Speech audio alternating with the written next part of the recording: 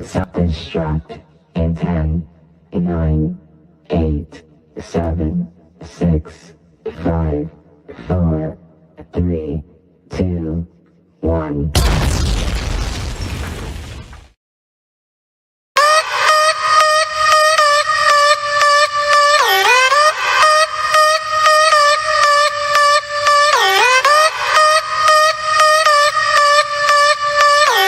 This is Cinco Squad.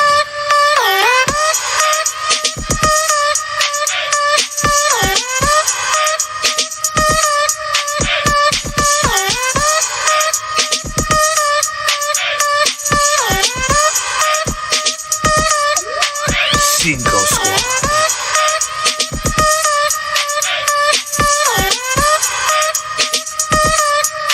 Cinco Squad.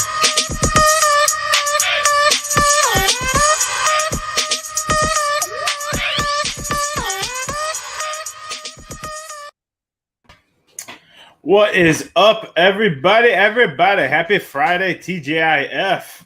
Yeah, How's boy. everyone going today? Great. What's going on? What's going on, boys? With me, my name is Jonathan Sawyer. This is Cinco Squad. With me is Mike DeSanto, Jamie P, Pat and the Mad Dog. Apparently. She's learning. She's a good girl. It's Pat in the Hat here. This is Cinco Squad. We have a great show tonight. We have NHL parity between the East and West. We have NBA Finals. Pat's Celtics took game one by storm, I would say. And then we have winners and losers, Stump the Squad, and so much more. Boys, how you guys doing today? Or tonight? Chilling. Another week survived. Yes, definitely. I'm warm, bro. It's been a wet. Hey, how's it down by you? Is it still rainy and wet? Yes. It's been raining all day long, and it's been so gloomy. I've been wanting to fall asleep all day. John and Jamie are down in Florida, weathering the storm, as they would say. Bro, you look like you're ready to play an indoor round of golf. You have like a putt-putt set up in your house or something? Yeah, in my garage. I'll be back. You got a polo on? I didn't even realize that. No, it's just a T-shirt. Oh. Well, you But missed it's a it. nice Wardrobe with John? Man. It's a nice T-shirt. It's a Very nice T-shirt. Well, I've been waiting all week to find out what Mike's sipping on tonight, so I'm gonna just go to Mike for initially. So, Mike, what you sipping on?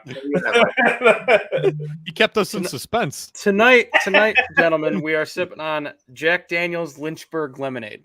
Hey, that looks Fine freaking lemonade. delicious. You know, how is it? Delicious. Delicious. Delicious. D-licious. Can we expect anything less from Mike DeSanto with these No, you delicious cannot. drinks? I will continue to find interesting drinks. Keep getting This drinks coming from the produce guy section. that doesn't drink. But I want to know, what is our resident swim coach sipping on? Jay, what you sipping on, man? Well, guys, it's been a rainy, wet day, so I didn't go with cold. I'm sipping on a chai vanilla latte, homemade. No milk, though, so it's just actually a chai vanilla chai tea, straight up. Maybe it needs a little Hey, whiskey or something. Whatever in gets there. the job done, right? I got no whiskey to pour in it, so I'm going soft tonight, fellas. Cheers to you. I'm gonna go over Hey, to we'll Pat wait. now. We'll wait. The stove is on. If you want to put a little sun in there, we'll wait. Pat and the previous Mad Dog now proclaim Pat in the Hat again. What's in your cup today, bro? Guys, I went back to the well, right back with the Natter Day. Ooh. Nice. Saturday. It's got the heard good Pat things. in the Hat official seal, drink of the summer. Hold on, let me see that shirt. Represent. Let's go, number one team in baseball. They've been waiting What we 10 do, years guys? to say this. 10 years they've been waiting to say that. Jamie, when's the last me time and to raise? John were in high school. What was that, John? When what? When's the last time the Rays won the World Series? Oh, Wait. I thought you meant when's the last time the Rays were the best team in baseball, because that was like three of the past. I think it happened in the Yeah, past. it was straight the past 5 years. Well, boys, I'm not sipping on anything. I got water tonight. I messed up. I was watching a great movie with my wife. Hey, And Bye. I can't remember the name or remember what happened. Great movie. Great movie. Great movie. Hey, Can't remember how often actors, does that plot happen to you guys, right? When you guys like, you see this great movie and you hear someone like talking about a great movie, like, hey, yo, you have to watch this movie. Like, what's it called? You're like, oh shit, what's it called again? They're not happening you guys often. Yeah. Wasn't that great a movie? You Was guys it? remember the name?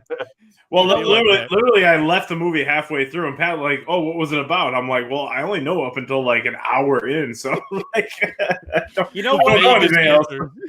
You know what though? Honestly, like in your case especially, I think as long as you remember your wife, you're good. Yeah. I was just watching the news. Popcorn. I got soda. Shit. Out of nowhere, they start talking about the weather. It's crazy. Do you guys have like a must go when you go to the movies? I remember when I used to go, I never drank soda, never. But when I went to the movies, I'd drink a cherry Coke and I'd have peanut M&Ms and popcorn. It was the only time I would have any of those combos. My sister got me onto.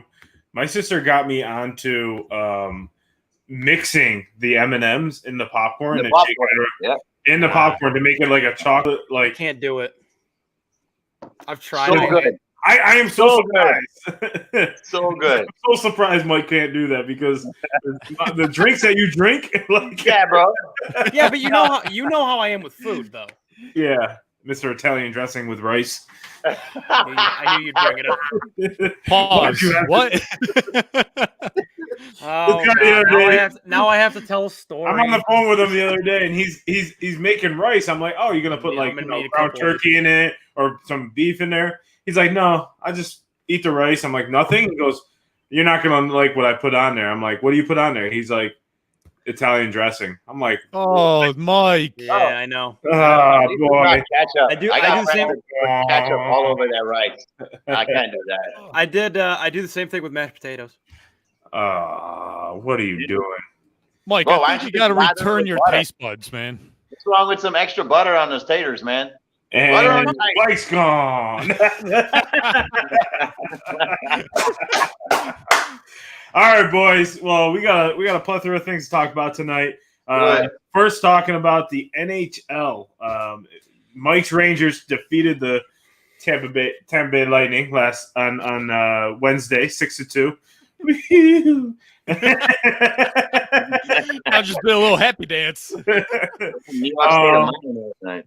And Colorado is dominating the Oilers. So parity in the East and West. I think Jamie brought this up. We got the powerhouse scoring in the West versus great goaltending minus, Wednesday night's game in the East. So what do you guys think? Let's go. Mike, I'll go throw it to Mikey first since his Rangers defeated the Lightning. Which was very happy for me, by the way. Thank you for sending it to me first. I think it's interesting. You're welcome. I think it's interesting the kind of differences between the East and West as time has gone on. And I was thinking about it earlier, and I think honestly, yes, you're very polite. Private chat. I think the difference seems to me to be, if you think about it, as far as like NHL history goes, the original six, the famous original six teams, of which John and I are fans of, is because John, even though he's a adopted Lightning fan, he's also a Red Wings fan. Yeah, I like the with Penguins. that very nice hat. They're not the original six. They're not original six, but the original six teams are all in the East. Like the furthest West team is Chicago. And that's, I think, if I remember correctly, it's the only original six team that's in the Western Conference now. Mm-hmm. So it seems to me like the East style, the parity between the two as far as style goes, the East is very like old school hockey. Get in the corners, grind it out, tough.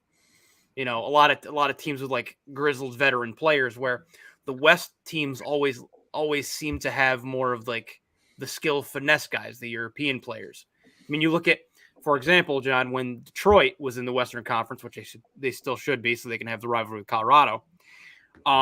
You look at all the Russian players they brought over, and Nick Lidstrom from Sweden, and we were talking earlier today about Sergei Fedorov. So you know what I mean? Like even then, when they were a part of the Western Conference, they brought in a lot of finesse guys because that seems to be the Western style. When they moved to the East, they brought in some more veteran guys, Darren Helm, Justin Abelkader, Kyle Quincy, Danny DeKaiser, guys like that. So I don't know. It just seems to me like the West is a more skill based conference, whereas the East is always about who the toughest team is or who the most gritty team is. I don't know. What do you guys think? What do you think, Pat? No, I can see that. I see a lot of finesse in the West and a lot of that rhymed. A lot of good goaltending in the East too. And I don't know. Was Florida the highest scoring team in NHL, or was that just in the East? Yeah.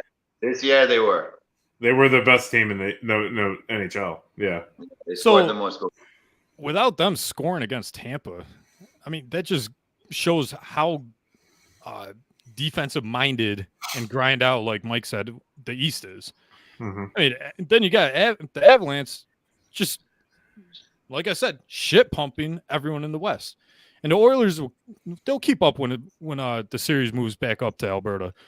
But yeah, I totally agree with Mike. It's finesse in the West and grind out in the East. That's how it is. That's how it always will be. Pat, I got an interesting question because you don't watch a lot of hockey, and I know that you like watching playoff hockey and stuff. So, has this playoffs? One question I've been wanting to ask you is has this playoffs kind of made you want to go watch more regular season hockey, or is it kind of it's still I'll still watch it during the playoffs, but probably seldom during the regular season. So, what makes me want to watch more regular season hockey is the availability now. It's on TNT. It's on ESPN. They got these TV contracts. That wasn't available before. Like I didn't get SNY.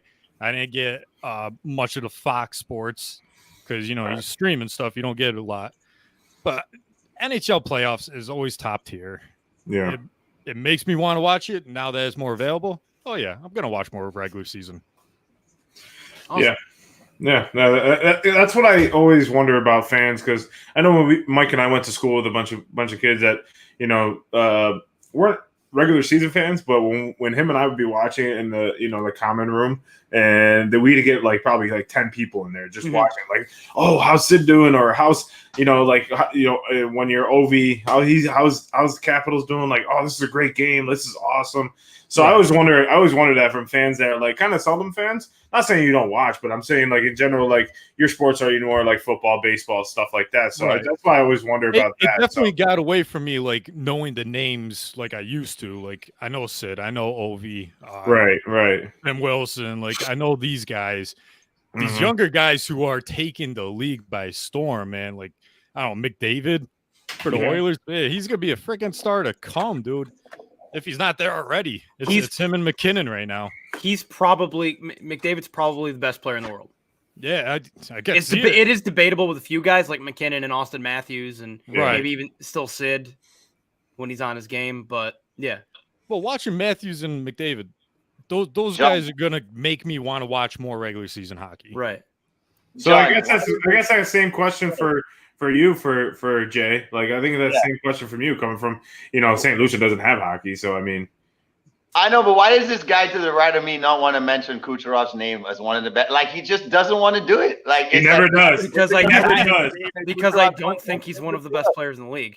He is. He is top of the line when he's a top 10. Tier. I will give him top 10. How is he not top 10? No, he is top 10. But that means that he's top of the player, though. I'm talking top 5. I'm talking top 5 or top 3.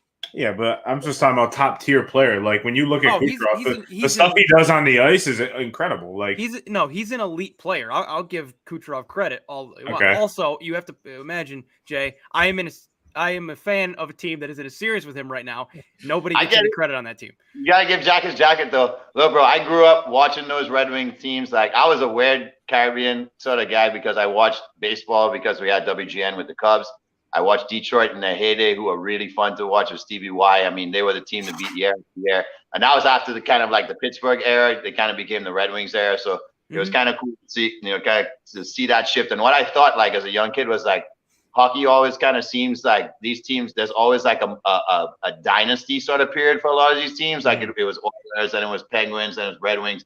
But then all of a sudden, a total shift happened where it's almost I don't know if the sport got faster or the game opened up where almost every year, even our franchise teams or teams that switch, from their original destination, like Carolina, having opportunities to win the Stanley Cup. And it became a really open market. I think that's what kind of helped me get into it a little bit more. Is that it was exciting to watch more than just the teams I thought were good. So I would occasionally crack a couple games here and there, but coming here and seeing the Lightning play and having a chance to actually go to a hockey game made me realize what I was actually missing out on from a live standpoint. And it's definitely one of the most fun, if not the most fun sport to go to live. It's The crowd definitely is fun live, man. It's fast paced. It's awesome. It's always going to be indoors. The sun's not going to be a factor. 99% of the fans are drunk that are 18 and over. It's a pretty good time, to be honest. So it's a fun 18 sport. and over. Yeah, he's sort of into the minors, bro. Well, that's funny that you bring up that hockey has changed over from when you were watching it with a kid all the way up, because it has. I mean, guys like my height and Pat's height, 5'11", 6 foot, 6'1", used to be a pretty dominant player in the league, right? So you used to come in, because the skates had 4 inches, you're pretty much 6'2", 6'3" on the ice. You're a pretty big guy. But when I was, coming out of high school, going into my first year of college and playing with, we played this national team, I remember. And this kid was like 15. He was like 6'3", 6'4", like on his feet. That means it adds like another 4 inches on the ice. So it was and he moved like a forward. Like he moved as quickly as a forward. And it was just incredible. And then I remember watching the 18 under team play live.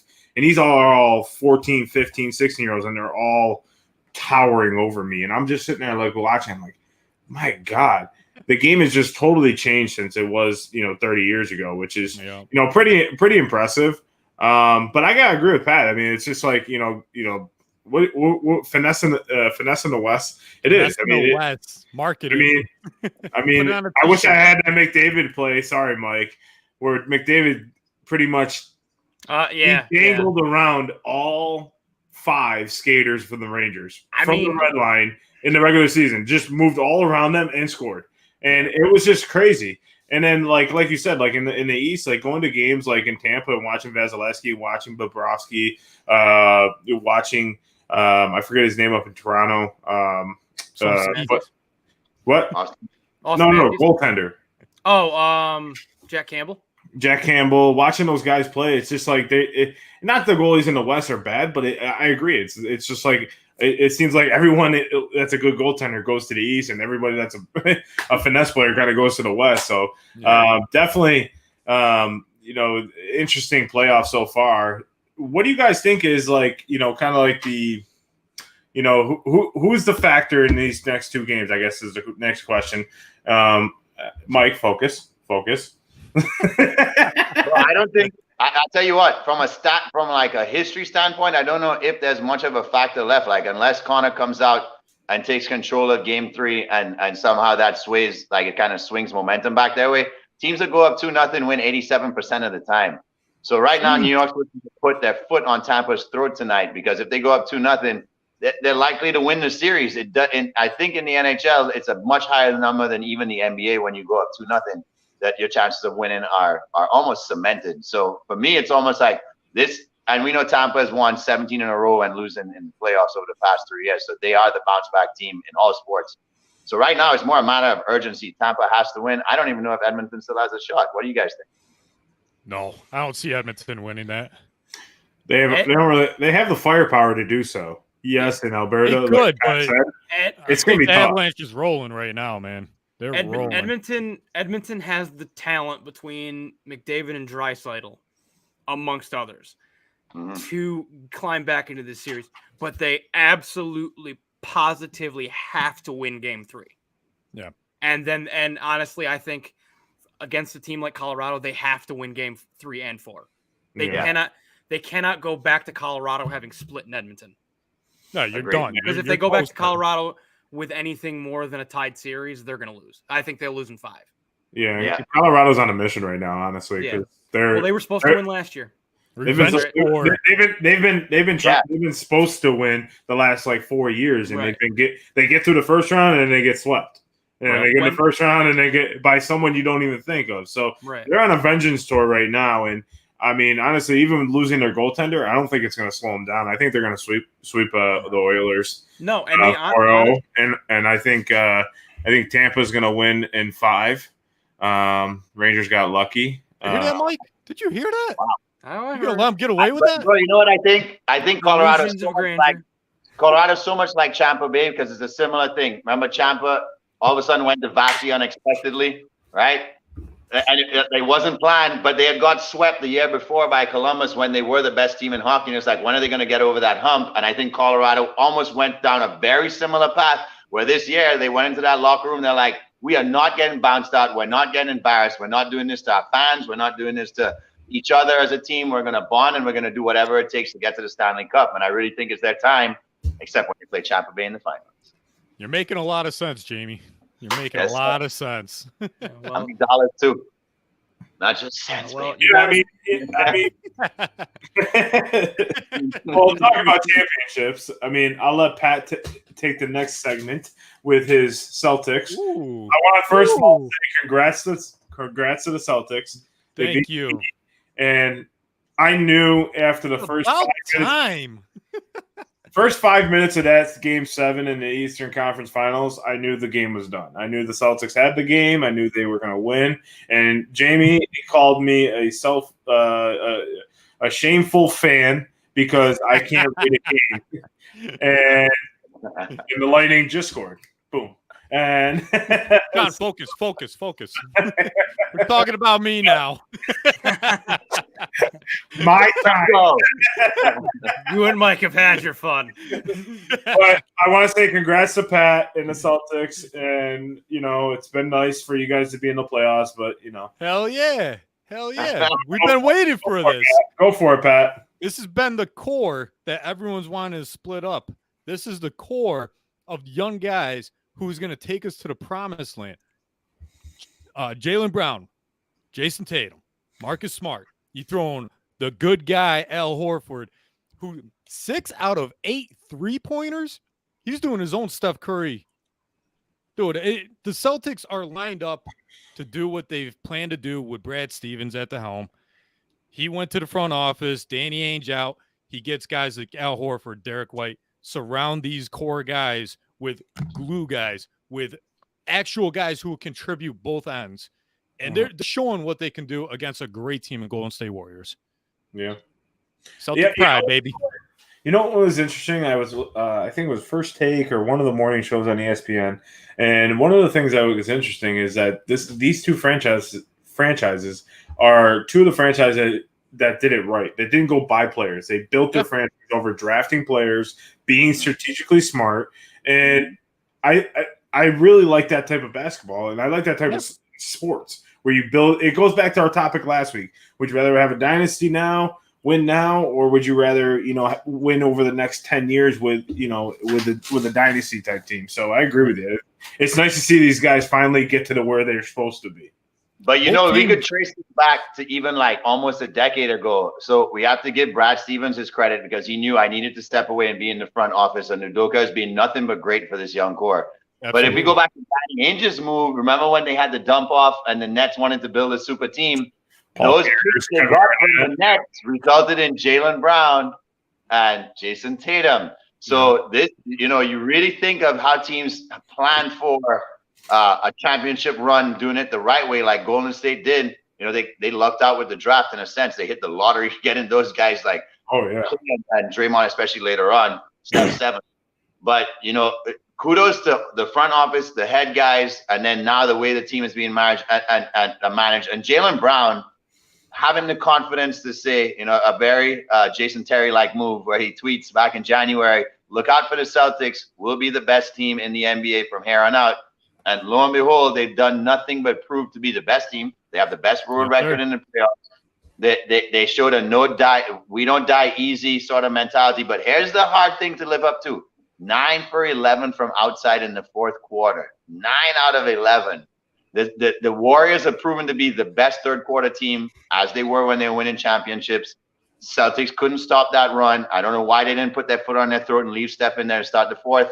We'll see if the Celtics could have a 40-point outburst like that again. I think it's going to take that kind of outburst to take the Warriors down consistently in San Francisco. I see this being tied up come Sunday night at the end of that game. But man, oh man, I think we're in for probably what we didn't expect to be the best series because I don't think any of us thought that the Warriors would be there with the Celtics. We know Pat wanted the Celtics there. This might be the best series we get in these playoffs. And how lucky are we as fans we get it in the finals? I mean, what more can we have? It's fun for sure. Hey, I Pat, got let a me question ask for you guys. Okay, Wait, go hang ahead. on, John. I got a question for No, you go guys. ahead. Out of all the shooters in the playoffs, Luka, Steph, you could throw Jason Tatum in there. You throw I don't know, Kyrie in there. Out of all the best shooters, best players, who's the only player to shoot 50% and 45% from behind the three? Al Horford. Good guy Horford. He's Good a old damn good Al. player, man. Does it count if he only took like 4 shots though? He took 12. He was 6 of Was he? 8. 6 Was of he? 8 Yeah, from I'm he's behind sorry, I the didn't arc. catch. I caught the box score. I didn't catch the actual like numbers on that. Oh man. And that was He one took thing I over. was. That's one thing I mentioned to you in our group chat is that when I was looking at the box score the other night watching it, it just didn't look like anyone was trying to help Steph out. Like they had the lead. Yes, they dominated for 3 quarters. He had a record-setting first quarter. I mean, But But the Celtics had a balanced offense. It looked like, and that doesn't always win you games, right? That doesn't always win you games. But like when it reminded me of the Heat series. Jimmy was the only guy scoring, or Bam some games, and it's like you can't have that. And that's why I like about the Celtics is that they have that balanced scoring, and they're not afraid to give it to Al Horford, who any other team would probably be like, "Hey, don't shoot, drive it to the lane." right. Where Celtics are But like, John, players. I think that's planned. Like, I think that's part of their game plan, and that's what Udoka and his team have been planning for, is to say, look, one man can't beat this team, especially when they have so many guys that can go to the hole. You're going to have a mismatch, and that's what we saw. Jalen Brown's a mismatch if Andrew Wiggins has to be defending Tatum and keeping an eye on him, almost like a box and one sort of idea of defending him all night. Mike, I'll throw it to you here. I mean, I know that we don't want to talk up the Celtics so much because Pat's head can't fit in the screen anymore here. But Right. do you see Golden State? Do you see Golden State handing over their crown here to the Celtics? Here you go, Pat. Honestly, no, because I think what's gonna win the day this season for this particular NBA Finals. You know what? Cooper Sharp is good. Is the experience of Golden State. I think it's. I mean, obviously, Steph Curry is as Chef Curry is, as Stephen A. would say, the greatest shooter that God ever created. The greatest shooter that God ever created. That's cool. I mean, Clay, when he's on his game, Klay Thompson is number probably three, if not 2. Yeah. Depending on how you want to look at it. Yeah. In the world? No, of all time. Ever. As far as shooters. I said it yesterday. I'm always Ray. I think he's 3 because I still put Ray too. But and you put him before Reggie Miller? Yeah, I was gonna say Reggie, yeah. man. And Ray? No. Ray's 2. Ray's second. You put him before Reggie Miller? Yeah. Rangers scored, by the way. But I think this is, and obviously you're a dick for that. I agree with what you guys said in that this is especially what John said, in that this is a Golden State team that built their team to win. Yeah. As a team. You got everybody. I mean, Steph and Clay are going to be your 2 biggest offensive options, but Wiggins is a dynamic scorer as far as he's the one that can drive to the basket, kind of open up some space if he doesn't have the ball in his hands. He's an X factor. Draymond is the glue guy that they've always had there. So I think it's the experience that's going to get Golden State the title this year. Now, I will say this, Pat.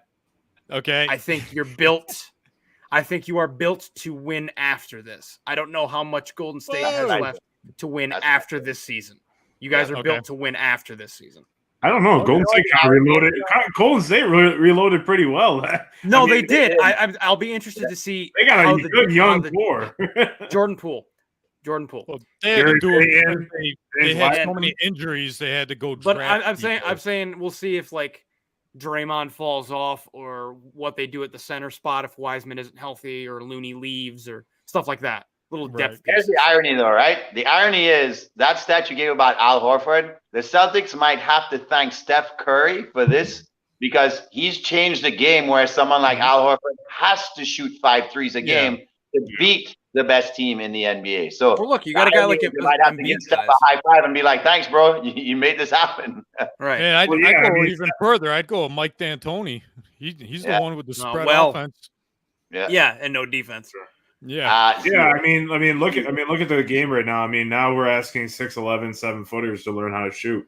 Yeah. I mean, when in your era, like 20 years, 30 years ago, that you saw, Shaq taking a three, pulling up, like, never, One time. right? Like He took one time. Well, yeah. one time. Go back a The only decade. big man I remember was Sabonis. Detlef Schrempf. 'Cause he was a European hybrid. Detlef Schrempf. Nice, Mike. Nice. Detlef Schrempf was the man. But Actually, I think honestly, like, the X factor is going to be, I think going to be the inside game. Whoever can dominate the inside game. I think both teams have proven they can shoot. Robert Williams, baby. I think whoever dominates the paint is gonna win this series. I'm gonna go with Warriors in 7. That's where Hater. I'm at, yeah. And I'm thinking it's an OT win in Game 7. Oh, That my would be God. That'd awesome. That's all. That would be awesome. So that's what I'm going with. I think that's going to Pat. We don't need to know yours. I know Celtics in 4. Celtics in 3. Full sweep. Hey, they're only one in the finals right now where the sweep is an option. Let's just be honest here, guys. True. But Mike, what I was gonna circle back to right here is we bring up Golden State has the experience. We've all seen the stat: 123 final games together. Celtics have 0. That's crazy. It goes out the window after game 1, man. Celtics Oh, won. 100%. It goes out the window. 100%. I don't Especially think the way that the most experienced team that everyone wants to jump on and say they're the most experienced team, the way they handled the fourth quarter with a 15-point lead. That won't happen again. the Out only the time window. that And it won't. in my I'll opinion, say the only that, time that experience comes in is for the first game to get the nerves out, Right. because they've been there. And Right. that's my opinion. Like, honestly, like, I think like them going in and having a flat first quarter, it was expected. They just came off of Game 7 on Monday. They had to fly all the way to the West Coast. Maybe have 1 or 2 practices. So yeah, and they're nervous, right? Like, it's natural. You're going to be nervous. That's where I think the experience comes in, where it's just another game in that sense. I would say the only one who looks like the experience really got to him, or the lack thereof, I should say, is Jason Tatum. He came out with a flat tire, man. He forcing every shot up, but he made up for it in assists. He was the facilitator now. Mm-hmm. That's what I hated in the last series. Back in December, dude. I hated in the last series with the Heat is they were like, Jason Tatum's not doing anything. He's got 18, 9, and 9. I'm like, that's a really great game. good. that's a good and Mark Jackson's talking on the air like, oh, this is not a great game. I'm like, whoa, what are you Can talking we about? take That a cost second the Lakers job. Can we just take a second and acknowledge how terrible these announcers are? I can't stand Vin Gundy. I can't stand Mark Jackson. Can we take a second to recognize the robot that is Pat Hughes? Was I moving too much? Mr. Roboto, stay still. I am On my end, it Celtics looked bot. like you guys were. Well, we blame Spectrum for that one. I'll tell you what, though, this does not favor the Celtics. In the last 30+ years, teams that win the first road game are 3-3. The last team to win was the Pistons in 2004, and the Spurs lost to Miami when they stole a game on the road early on. So it doesn't really favor. I don't think this tells us much. I think Sunday the series will be tied, and then by this time next week, sometimes it can be a complete shift. Boston has not held well on their home court this year. It could easily be 2-1 Golden State come this time when we're talking about Game 4 next week. All right, we'll go around the horn real quick. I have Warriors. Pat has Celtics in 4. Jay, quick, who do you got? I got Golden State in 7 like you guys, but not overtime. They're going to pull away and win that game by double digits. Mike? Oh, I also have Golden State in 7. I'm going to say they're going to win Game 7 by like 6 points. I think Steph hits 2 threes late to put them away. like I Nice. said, All 2 right, episodes ago, you from guys when- just And rubbed me finally gets wrong. the Finals MVP. Yes, and he gets the Finals MVP. That's going to Al Horford, win or lose. Let's get it out. Good guy, Well, Al. well, you know, to talk about series and everything, I think one of the things that's popped up this week is definitely the PGA and this LIV series that's been going on. That is in the Saudi Arabian League. Has just now released their list of players, and a lot of them were very surprising in my mind. Like Dustin Johnson was a very big surprise. No, former number one overall in the world. Graham McDowell, Sergio Garcia wasn't a surprise because he's been talking a lot of crap about the PGA over the last couple of years. Ian Poulter. There's been a lot of big name faces in this first event. So Pat, I know you don't know much about the LIV. I don't know much about it, but it, like I was telling you before, it's kind of like in comparison to other sports. It's basically another league that's going to, try to compete with, I would say it's like when you go to the casino and you got the regular tables, then you go to the high roller tables. This will be more like the high roller, what Jamie has explained. How do you feel about if players want to say, hey, I want to go play over there, but also try to compete on the PGA? But Jay Monahan, the commissioner of the PGA, has already released a statement saying if you play in this event, you're not coming back to the PGA Tour. I think the dude's got to take a stick out of his ass. Let these guys play, man. Who cares? Who cares? You're not committed to a team like football who says you can't play Canadian football, you can't play XFL. They're just individual guys. Just let them play. Who gives a shit? Yeah. I like that. It's old mentality that's got to change. That's where I landed on this topic. Yeah. I think and it goes back to like baseball. Like baseball has a lot of old traditions that will never get changed until until it changes. Until it changes. And that's, I don't know much about this league. I know it's a high roller league. I heard a lot of half and half. Like what Jamie told me earlier, it's a high roller league that pays out. You don't have to play as many tournaments, and it's not as vigorous as the tournaments that you play in the PGA, because the PGA has got a tournament every single weekend that you play for the FedEx, and you don't have to play every weekend. But if you want to make your money, you should, unless you win. Mikey, how do you feel? I agree, and I look at it I'm thinking about it from a business perspective.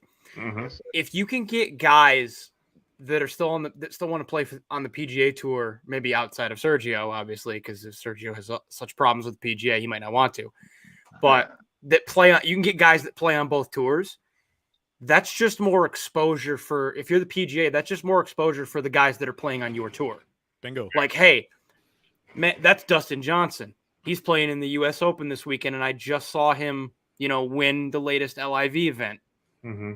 Let me go watch. I'm getting into golf now because of this. Let me go watch to see how he plays this weekend. Right. Yeah. That can also go back to like what I said about hockey. The exposure, the availability. Mm-hmm. It can draw more different viewers, diversify your audience, man. Right. So I'm going to play devil's advocate, though. So, like, yes, it's not a team sport and it's an individual sport. But when you're talking about the team sports and stuff like that, if you go play in the KHL, NHL, hockey players-wise, you can't go play in the NHL. You can't play for both leagues. Number one, because they're playing at the same time most of the time. You play for the MLB, you can't go play in Japanese baseball. Like they're playing around the same time. So it's like I get it in the sense of if you're committed to here, you're committed to right now, and I get it. I say there's got to be some sort of stipulation, right? So the PGA pays these golfers a lot to go play in these tournaments, does a lot of sponsorships, or a lot of promotion on themselves to put them out there. So if you're going to leave, at least wait until after the FedEx Cup in September to do that. Now, let me piggyback off of that right there, John, because you make a great point, right? And this is where, guys, finish this lyric for me. Cash rules everything around me. Cream, get the money. Dollar bill, y'all. All right. So you guys do not like Wu-Tang Clan. All of you guys have made excellent points. I knew you were singing it. You guys have made excellent point, John. To what you just said right there, exactly. Because they're playing at the same times and they're scheduling tournaments on similar dates, the sponsors want to know who are paid in advance. That's why the PGA is saying this sucks. Who is going to be there? Why should my dollars be invested in this venue and that venue? Well, we can guarantee this name and that name that draws viewers, etc. Will Tiger be there? Sure, we'll draw Tiger in. Will this name be there? Sure, we're going to invite them and pay them. So for the PGA, you now have to make sure you're delivering on money that's already been spent, right? And then going to Mike's point, where he was saying, look, we have to see this from a business standpoint, because this is all about trying to draw that sponsorship money over to the Asian market. That is the market you want to tap into. When LeBron tapped into that market, he went from a multi-million-dollar Nike sponsored athlete to $1 billion Nike sponsor. You know why? You win a championship, you have a chance to be a billionaire asset to the company. So same thing over here. When the Asian big names start winning, when the European guys who are already complaining about the PGA would rather go this way, where it's more luxurious, they get spoiled more, they've reached that point in their career where they want to hustle and bustle, and they get adored by fans who now see them as the name and the guy, not everybody's attached to the Cupco or the new name out there. They still, remember, it's an ego thing, right? Athletes love still knowing I haven't fallen off. So for a guy who's kind of at that point in their career, they're like, what? I can be the man again? Hell yeah, let me have a fresh start over here and see how it goes. Yeah. That's what I'm saying. A lot of the guys were older too. That's what I was going to say too, is a lot of the guys are older, where now the new young guys who are driving at 350, 360 down the middle of the fairway are dominating the game. And these guys like Lee Westwood, Sergio, Ian Poulter, who are going to tournaments, but they're not there on the top of the scoreboard. They are it after the first couple of days, but then, they tend to fall off. So it's a way for them to get money, like you said, big money. Millions and millions, multi-millions of dollars. Mikey, you've been a little bit silent over there. How's the game, and what do you think? You good? Game is still tied. We're on the edge of our seats. No, I'm good. What I'm thinking is during this whole thing is please, if this is happening and we're gonna get some of the older guys over there that are getting their names back out there, can I get a Retief Goosen resurgence? Yes. Can I get Retief Goosen? I think he's on the senior tour. Jason Day is probably going to join that tour. If Jason Day does, which he'd have to be well, that's 2 former number ones they'll have. So I know he's going to be on board soon as well. It's going to be. You know what was surprising about Dustin is that he's an American golfer. Yeah, I was surprised. I was surprised it wasn't Jason Day, because he's from Australia. A lot of the tournaments are going to be over there. So it's like I would have thought like he would have been one of the first guys, but that does bring up a good point. Has DJ had problems with the PGA? No, I mean honestly, that you know of. Well, honestly, like they kept his pro card, and when he went to rehab, remember he went to rehab about like 10, 12 years ago. So they kept him on the pro card when he went to rehab and everything. So that's why I think it's very surprising, because they backed him even when he was going through a real tough time. Right. And, to see him kind of do this, I mean, it's a money play at the end of the day, like you said, Jamie. I mean, he lost the sponsor from RBC Heritage. But I mean, he kept his Adidas and, the big one. Right. So, and what other sponsors? The question is, what other sponsors is he going to be able to grab when over in the Asian market? Mm-hmm. Sure. Is it gonna end up? Is it a calculated risk on his part where, okay, I'm losing, I know I'll lose RBC and the money I get from that, but I'm going to be able to get like these 3 sponsors over here that outweigh what I was getting from RBC. Yeah. I guess would be my thought as far as maybe what his thought process was. But no, sure. I think it'll be interesting. I think this will definitely be interesting to see who goes, who doesn't, who plays, who doesn't, who gets sponsored, who doesn't. Definitely. I agree with that 100%. But I think we should make our own league. The four-man. No. Five. We'll get a golf cart. Who's your foursome? You mean who's our Cinco? our wild card Cinco. we 5 holes. Only 5 holes. Only 5. Yeah, no, everything's 5. Handicap is 5. Every hole's a par 5. 5 iron. And everyone has to drink 5 beers before we start. I'm just gonna say this now. I'm gonna be betting all my money on John if that were to happen. I'll smoke John. I will There's smoke only- John on a golf course. All right. Give me Oh, 5 bold. weeks. Bold statements. Well, Maybe 5 months. that sounds like an interesting competition, guys. But Jay, I think it's time for our competition. Yes, sir. What do we call What a it? segue. It is Stomp the Squad. Baby. Yes, sir. Yes, sir. Boys and girls, this is the time of the show when we get to test each other on the knowledge we think we all have, but we know we look it all up. We bet 2 or 1 point, and the person who has the most points in the end of Stomp the Squad gets to go on a rant at the end of the show. We do know a lot, but I question whether we know everything most of the time. I We don't think have we do. Google pulled up right now. I know nothing, and I don't hide it. All right, so here's the deal, guys. I always throw it to one of you guys to start Stump the Squad. I will go ahead and start Stump the Squad this week. And since the NBA Finals is the talk of the sports world and what happened last night, we're going to stick to that. And the question I have for you guys this evening is, can I get your wages, please? How many points, gentlemen? Uno. We got Deuce and Hold on, I Uno. gotta get my. We're all conservative. 2, 2, and 1. All right, so Who's won? Pat's 1. And then Number you. one. Mr. In the Hat.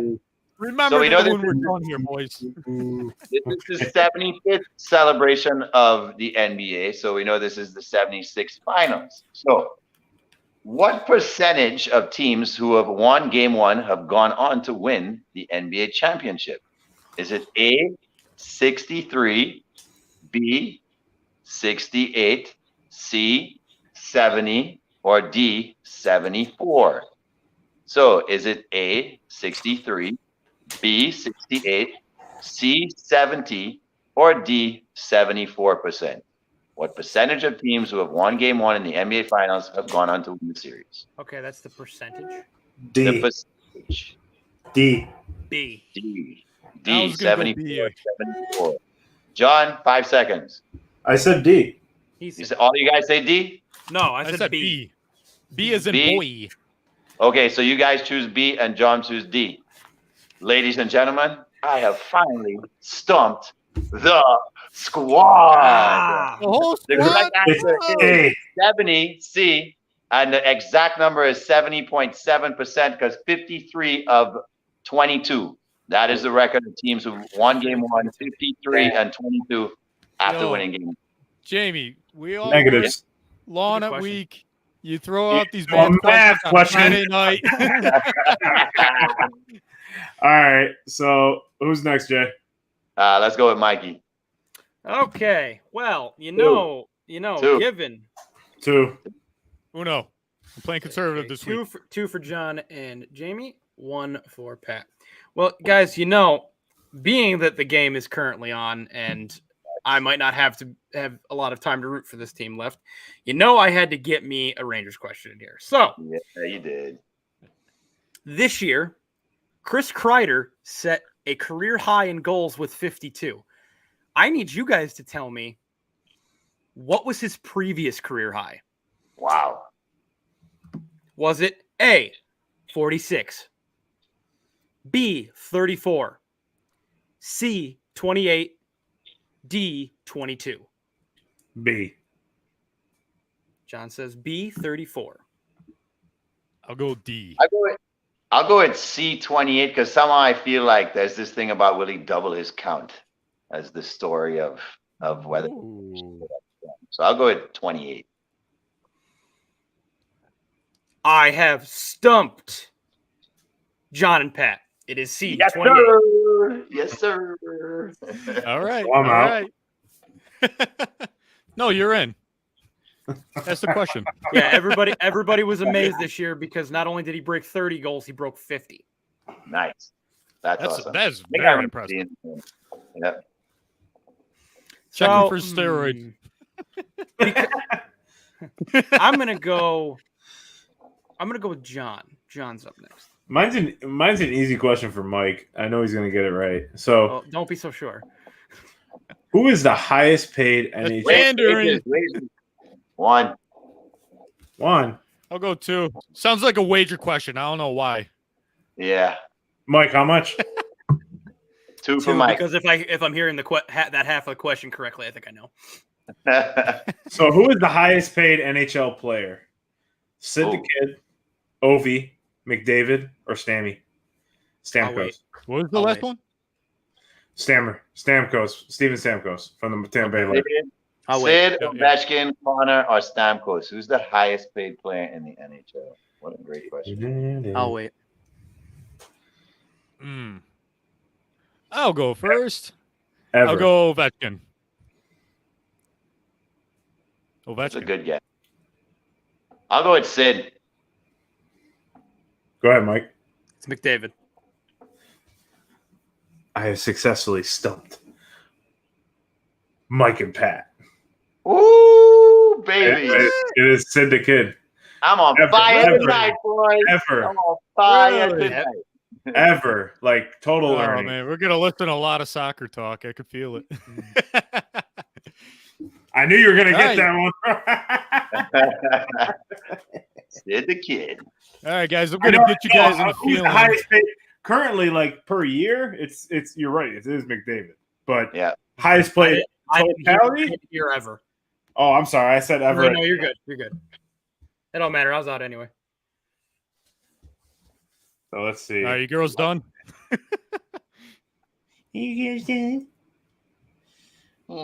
Jody. I'm doing math. It's two Guys, plus math. one, John. Guys, forgive John here. This is a lot of math in a minute span right here for him.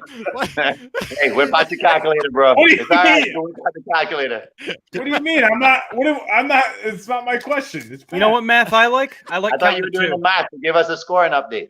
Yeah, Oh, that's what I was waiting for. You're up minus. I have -4. Pat has -3. Mike has -3, and you have 3. You're gonna win. All right, bet so let's see 2. these wagers. 2. Twos. Okay, let's get you guys in some football mood. College football question. Mhm. Which one of these schools does the Texas Longhorns football have a winning record against?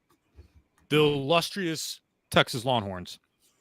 Is it A, Alabama, B, Notre Dame, C, Vanderbilt, or D, Syracuse? Ooh. I know they lost to Syracuse in 1959. That was the only national title for Syracuse. Well, I'm gonna guess it's not Syracuse because Pat would use this as an ability to gloat the fact that the illustrious Syracuse Texas has a winning Longhorns have a record. losing record against Syracuse. Yeah. I'm guessing it's not Vanderbilt because I feel like there's some like early like 40s and 50s seasons where Notre Dame. I'm gonna go Bama. I'm going to go with Bama as well. Y'all locked in? Yeah. Of course. I successfully stumped Jonathan Sawyer. Yes, sir. Bama. How you doing? They got a winning record against Bama at 7-0-1. They've never lost to Alabama. You'd That is think, incredible. That's incredible. and you'd think It is. that they would have played more times than that. Exactly. The Now last now three they times will. they played Now they will. the last 3 And now times they Bama's played going to make that Alabama were 7 in and bowl 7 games. real soon. No. I forgot to change the week. Last 3 times they played Alabama. were all in bowl Baby games. is Week 10 champion. Get my spat out, you ass. I'll go Never away. mind, fuck it. Are we still doing winners and losers, guys? Are we doing a quick winners and No. losers before the match? No. I have not? the, No winners and losers? Go ahead, Pat. Go ahead, Jamie. You can I'm start right. off the winners.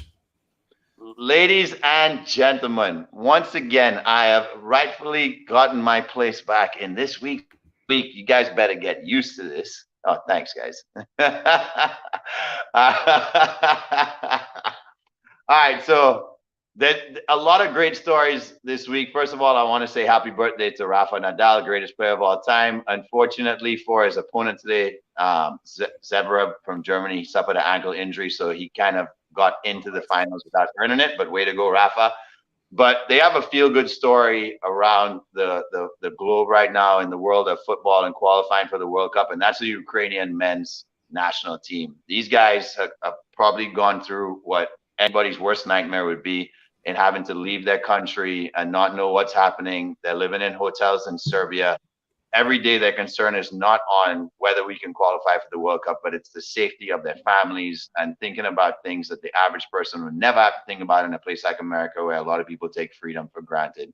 And these guys went out and beat Scotland's national team 3-1 in an unfriendly environment, even though they had tons of fans there cheering for them, which was awesome to see. And now they move on to play Wales on Sunday for an opportunity to qualify for the World Cup. And that has to be the feel-good story in sports right now. You're talking about a national team that's not only flying their flag high in terms of representation in the sport, but there's a dictator that's trying to wipe them off the map completely and not even regard them as a country. And they're fighting for their right to be seen globally by billions of people come World Cup time.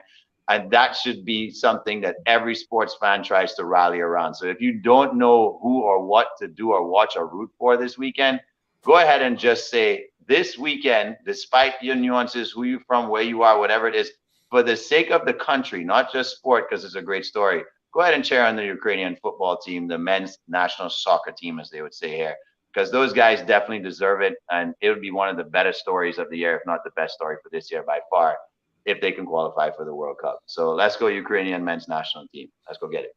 100%. That's a I dig great, it. Awesome. it's a great call out. It really is. I mean, I think that's a huge feat that they're defeating in as a country, but also this is also kind of like something that they can kind of like.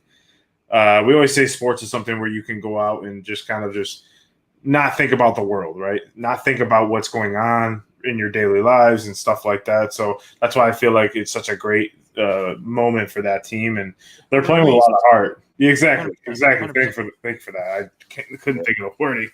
But yeah, definitely great. Jamie, congratulations. What's that? 2 wins now? Yes. 2 in a row, baby. I haven't won since.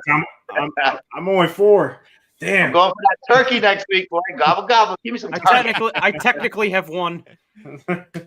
Technically. Nobody will ever see it. No one counts the preseason. Hey, I'm a preseason national champion. you guys know what, though? I was hoping I could talk about Liverpool if I did win this round, but you know what was disgusting that happened at that game? There were a couple of French police that went ahead and used tear gas on some fans, and I'm talking young kids. I saw Because that. there was like something like 30,000 Liverpool fans there, and they were talking about counterfeit tickets, and they thought that was the way to handle the situation, and now French authorities are saying, look, if these fans want to go ahead and do whatever they have to do to have the authorities pay them out, but it's known that the French and English hate. It's not a dislike; they hate each other. And so, that almost seemed like it was a personal vendetta thing. And in a position like that, you can't get personal about it. I get if you felt like you were about to be trampled and you use your right to defend yourself, but it had nothing to do with that. It got out of hand, and it sucked that Liverpool fans who paid tons of money to actually be there couldn't even go inside. I think somewhere upwards of like almost like 1,200 fans or something couldn't get into the game. Imagine spending like $1,000 and someone's like, sorry, you can't go in because too many other fans have fake tickets. You're like, what do you mean I can't go support my team here? It was atrocious. Should have never happened. Shame on those policemen. They should be. 100%, bro. I saw that. I was like, what the heck? Like, I think it was more. I think it was like a ton of fans. There was like, what would you say, 30,000 that was outside the stadium, like trying to get in. And I know like Liverpool put out a statement saying that they're going to, basically say, this needs to be put, because wasn't it on Real Madrid's home field or no? No. It was in Paris. It was in France. Oh, it was a neutral location. Okay, so but anyway, I mean, that's still terrible. That's horrible. It is. It's it was disgusting. And the result of the game was disgusting too. We won't talk about that. Mikey, Mikey, what's going on? What's going on over here? Are we still tied up? We're winning 2-1. Oh boy. We're winning 2-1, and you know what? I think that's a good positive note for everybody here that we should. But hold on, right? That means eight goals scored against Vasi. That's almost double what Florida scored on them in the last series in 4 periods, right? So exactly, because the New York Rangers are the best hockey team ever. Yeah. Get out of here, mute, please. All right. That'll do it for this week, everybody. Thanks for joining us here on Cinco Squad. I'd like to give a personal thanks to Jamie, Pat, and John for allowing me to be here and being a part of the squad. And stay tuned, everybody. Like, share, and subscribe to our YouTube channel.